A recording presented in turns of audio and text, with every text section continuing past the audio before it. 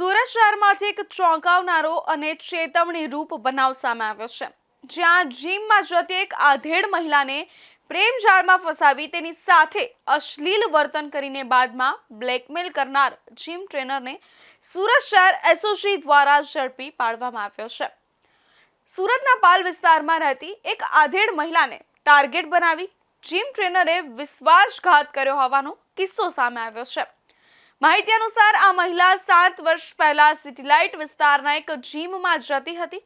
ત્યાં કામ કરતા જીમ ટ્રેનર શબ્બીર અસગરભાઈ ટૂંકવાલાએ જીમ એક્ટિવિટીના બહાને મહિલાની નજીકતા કેળવી અને ધીમે ધીમે તેને પોતાની પ્રેમ જાળમાં ફસાવી લીધી હતી। આ પછી આરોપીએ મહિલાના અંગત ફોટા મેળવી લીધા અને તેના પતિને બ્લેકમેલ કરવાની શરૂઆત કરી।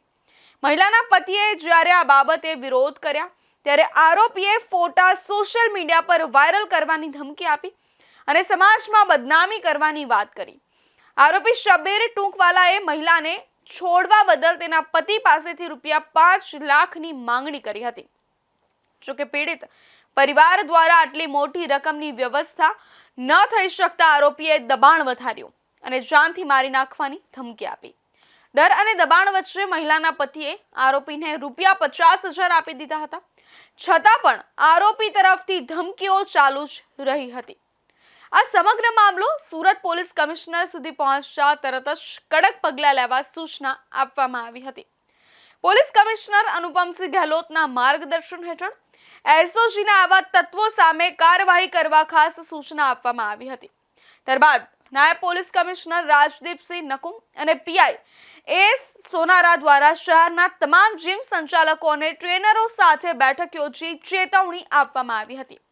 તે દરમિયાન પીડિત મહિલાના પતિએ પોલીસનો સંપર્ક કરી પોતાની આપવીતી જણાવી હતી, જેને ગંભીરતાથી લઈ પાલ પોલીસ સ્ટેશનમાં ભારતીય ન્યાય સંહિતા હેઠળ ગુનો નોંધવામાં આવ્યો હતો। એસઓજીની ટીમે ઝડપી કામગીરી કરી ગણતરીના કલાકોમાં આરોપી શબ્બીર અસગરભાઈ ટૂંકાવાલાને ઝડપી લીધો છે અને હાલ આરોપીને આગળની તપાસ માટે પાલ પોલીસ સ્ટેશનમાં સોંપવામાં આવ્યો છે। આજે આ વ્યક્તિ છે, એમના જે પત્ની છે એ સિટીલાઇટ એરિયામાં પૂજા L1 કરીને જે જીમ હતું ત્યાં જતા હતા અને એ દરમિયાનમાં આ જે વ્યક્તિ છે શબ્બીર અસગર ટ્રંકવાલા એની સાથે સંપર્ક થયો।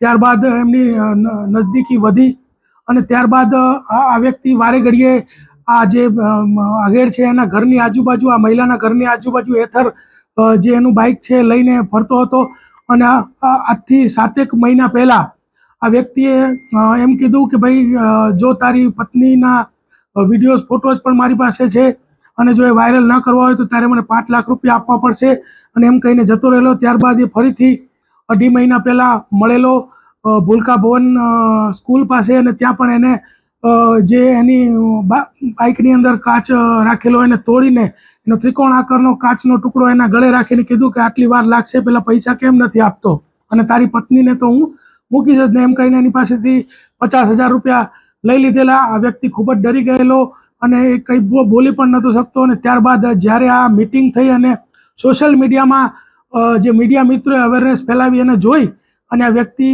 અમારા સંપર્કમાં આવ્યો અને 308(5)ની 10 વર્ષની સજાનો ગુનો જે છે આ શબ્બીર અસગર ટ્રંકવાલા વિરુદ્ધમાં દાખલ કરવામાં આવ્યો છે। આ બનાવ એક ચેતવણી રૂપ છે કે વિશ્વાસના નામે કોઈ પણ વ્યક્તિ સાથે અતિ નજીકતા રાખવી જોખમી સાબિત થઈ શકે છે। ખાસ કરીને મહિલાઓએ સાવચેત રહેવાની જરૂર છે।